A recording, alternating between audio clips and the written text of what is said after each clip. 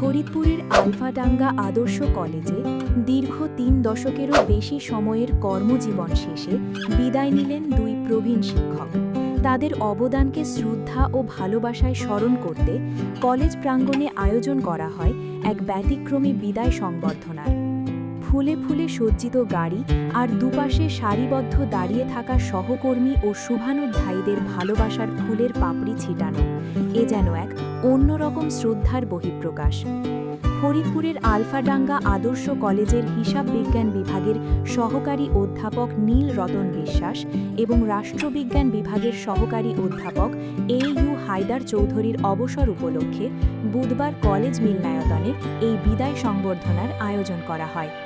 কলেজটির অধ্যক্ষ MM মুজিবুর রহমান মুজিবের সভাপতিত্বে অনুষ্ঠানে উপস্থিত বক্তারা বিদায়ী শিক্ষকদের সততা, নিষ্ঠা ও শিক্ষার্থীদের নৈতিক মূল্যবোধ গঠনে তাদের অসামান্য অবদানের কথা কৃতজ্ঞ চিত্তে স্মরণ করেন।